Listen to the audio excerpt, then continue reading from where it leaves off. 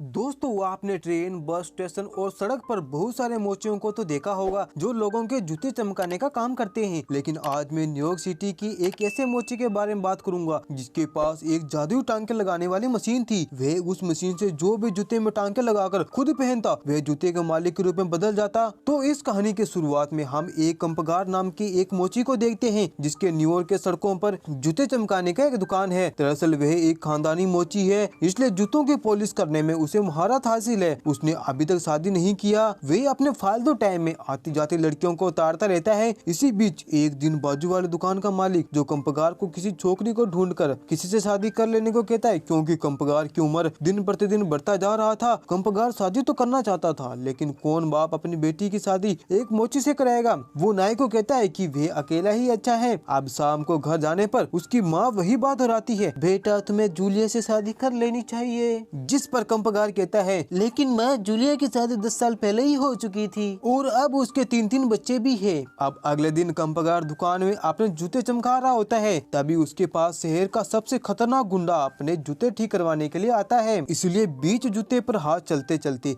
कंपगार की नजर उसके कलाई पर जाता है जिसमें एक महंगी सी घड़ी चिपकी हुई थी। कंपगार उससे पूछता है कि उस घड़ी की कीमत क्या होगी, जिसमें वो गुंडा कहता है कि तेरे औकात से बाहर है, वैसे भी मेरे घर में ऐसी घड़ियों की कलेक्शन और पड़ी है। खैर अब जूते ठीक हो जाने के बाद वो गुंडा कंपगार को एक और जूता ठीक करवाने को देकर जाता है। अब कंपगार उस जूते में टांके लगा रहा होता है, तभी अचानक उसकी टांके वाली मशीन खराब हो जाती है। कंपगार के दादा परदादा भी मोची थे, इसलिए उसके पास टांके लगाने के लिए एक बहुत पुराना मशीन था। वो बेसमेंट में जाकर उसी मशीन से उस गुंडे के जूते को टांके लगाने लगता है और उसे ठीक करता है। वो शाम को उस गुंडे का आने का बेसब्री से इंतजार कर रहा था, लेकिन वो गुंडा आने में देरी कर रहा था। इसी बीच कंपगार की नजर उस जूते के साइज के ऊपर जाता है जो था 10.5 और वो भी इसी साइज का जूता पहनता था। तो वो उस जूते को ऐसे ही मजाक मजाक में पहन लेता है। शीशे की तरफ देखने पर उसकी फटकर 464 हो जाती है, क्योंकि वो जूते पहनते ही उस गुंडे की तरह दिखने लगा था।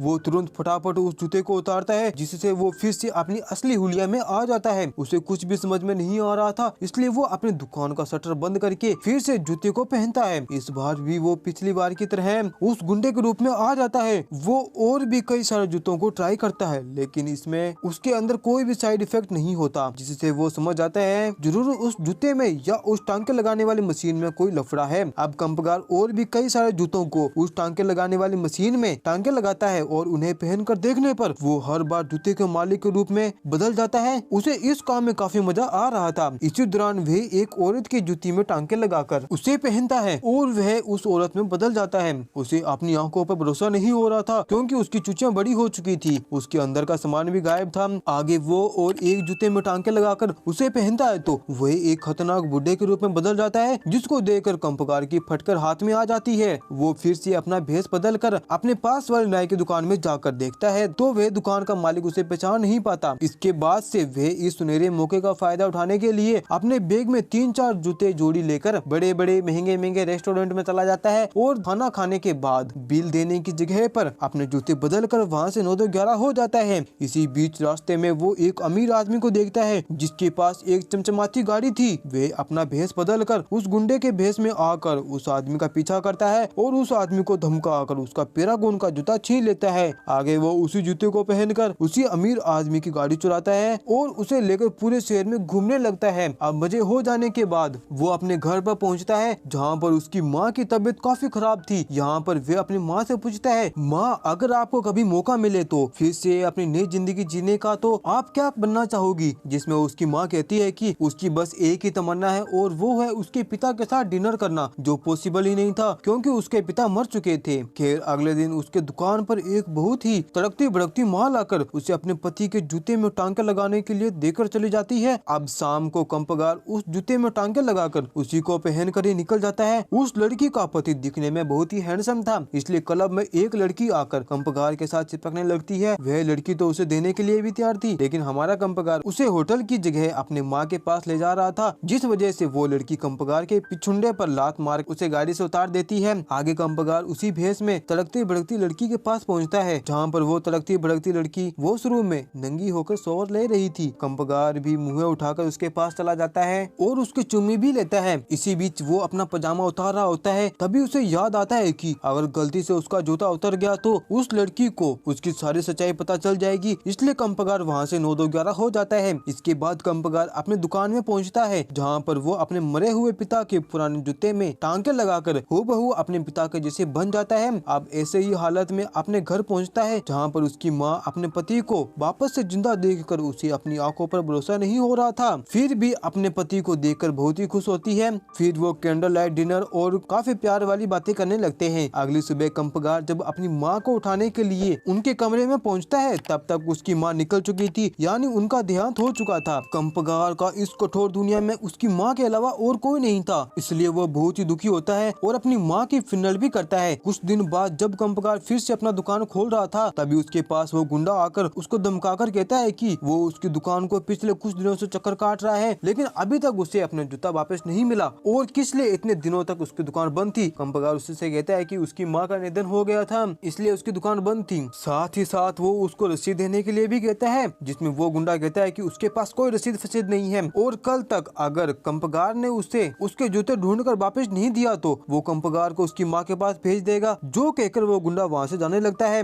अब कंपकार भी उससे बदला लेना चाहता था, इसलिए वो बैग भरकर जूता लेकर उस गुंडे का पीछा करने लगता है, जूते बदल बदल कर उसके उस पर नजर रखता है। वो गुंडा एक नंबर का मवाली था, वो लोगों के साथ मारपीट करके उनके पैसे छीन लेता था और खून करना तो उसका शौक था। कंपकार किसी तरह उसका एड्रेस पता करके उसके महंगे महंगे घड़ियों की कलेक्शन चुराने के लिए चल देता है। उसके घर में पहुंच जाता है, जहां पर उसे घड़ियां तो नहीं मिलती पर एक बक्सा हथियार भरकर मिलता है, जिन्हें देखकर उसका मुंह खुला का खुला रह जाता है। इसी बीच वह मजाक मजाक में एक शॉट गन को अपने ऊपर ट्राई करता है, वह वहीं पर गिरकर बेहोश हो जाता है। अब 4-5 घंटे के बाद जब तक वो होश में आता है, तब तक वो गुंडा अपने घर पर आ चुका था। वो अपने घर में अपने हमशक्ल को देखकर उसे जान से मारने के लिए जाता है। कंपकार के शरीर में उसकी आत्मा निकलने वाली थी, तभी वो उस शॉटगन से उस गुंडे को मारकर बेहोश कर देता है। होश में आने पर वह गुंडा एक चेन में बंधा हुआ था। कंपकार एक लड़की के भेष में उसके पास आकर उससे पूछती है कि उसके महंगे महंगे घड़ियों की कलेक्शन कहाँ पर है, जिसमें पहले वो गुंडा कुछ भी नहीं बताना चाहता था, पर वो अपनी जान को बचाने के लिए उसे सब कुछ बताना पड़ता है। तब तक दरवाजे के बाहर उसके 2 साथी भी आ चुके थे, जिन्हें देखकर कंपकार उस गुंडे से पूछता है वो दोनों किस लिए आए हैं। वो गुंडा कहता है कि वो दोनों उसके साथी हैं और उन्हें किसी को मारने का ठेका मिला है, जिसका एडवांस पैसा लेने के लिए उन्हें कहीं पर जाना है। तब कंपकार उससे पैसों के बारे में पूछता है, जिसमें वो गुंडा कहता है कि एडवांस में उसे $50,000 मिलेंगे। और $50,000 का नाम सुनते ही कंपकार के मन में लड्डू फूटने लगते हैं, क्योंकि उसने आज से पहले इतने सारे इकट्ठे पैसे कभी नहीं देखा था। जिसके दिमाग में एक प्लान चल रहा था, उस गुंडे को फिर से शौक देकर बेहोश करके खुद गुंडा बनकर बकायदा पैसे लेने के लिए निकल पड़ता है। वे दोनों शहर के सबसे अमीर औरत ग्रीन बेल्ट के पास लेकर जाते हैं। दरअसल ग्रीन बेल्ट की नजर एक बूढ़े आदमी के जायदाद पर है, लेकिन वह बूढ़ा आदमी अपनी जमीन को बेचना नहीं चाहता था, इसलिए ग्रीन बेल्ट उसे मरवाना चाहती है। यहाँ ग्रीन बेल्ट कंपकार को $50,000 देकर कहती है कि ये रहा तुम्हारा एडवांस और बाकी का पैसा काम हो जाने के बाद मिलेगा। खैर कंपकार पैसे लेकर जब तक उस गुंडे के घर में पहुंचता है, जब तक वो गुंडा अपने आप को आजाद कर चुका था। घर पर आते ही वो कंपकार को दबोच लेता है और उसके साथ हाथापाई करने लगता है। कंपकार एक औरत के भेष में था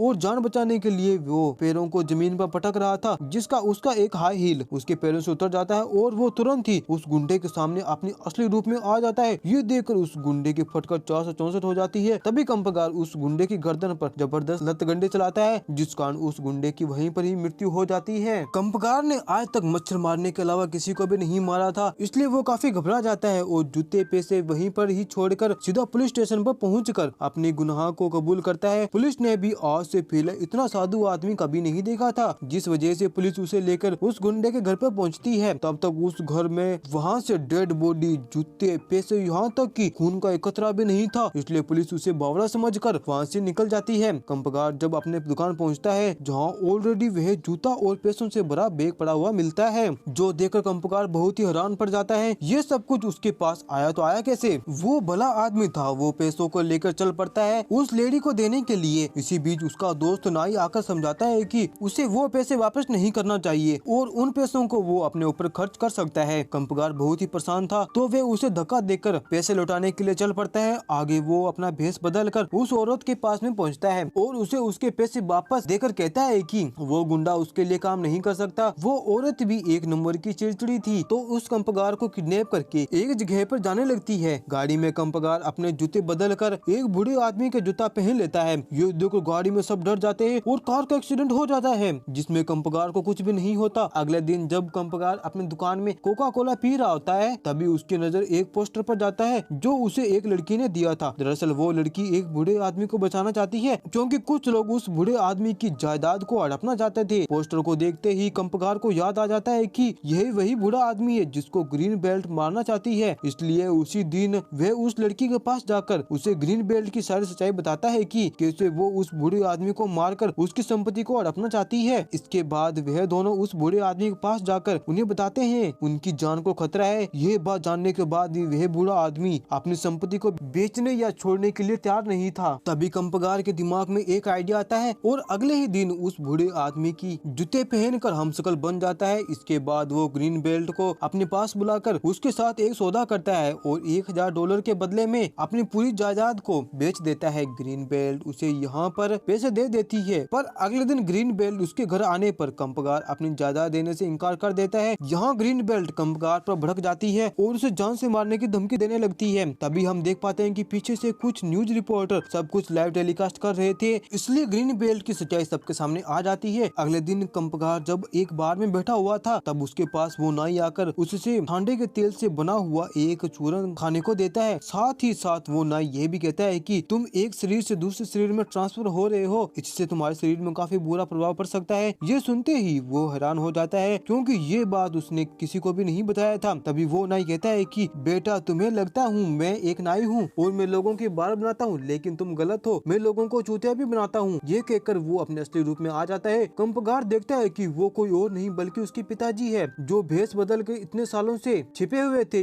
यहाँ पर उनका कहना था कि उन्होंने लोगों को पागल बनाकर उनसे बहुत सारा माल लूट लिया था, जिस वजह से वो अपने असली रूप में आते तो उनका बचना नामुमकिन था। के बाद वो उस मशीन के बारे में बताते हैं कि यह मशीन उसके परदादा को एक फरिश्ता ने दिया था। साथ ही साथ वो कंपकार को अपने जूते की कलेक्शन भी दिखाता है जो शहर के सबसे अमीर आदमी के थे। यहाँ कंपकार के पिता उसे अपनी लग्जरी लैम्बोर्गिनी में बैठने के लिए कहते हैं और उसे लेकर घूमने निकल जाते हैं। और इसी के साथ ये प्यारी सी मूवी यहीं पर समाप्त होती है। आपको ये मूवी कैसी लगी? अच्छी लगी तो वीडियो को लाइक, चैनल को सब्सक्राइब जरूर करें। जब तक मिलते हैं अगली वीडियो में, जब तक के लिए बाय बाय।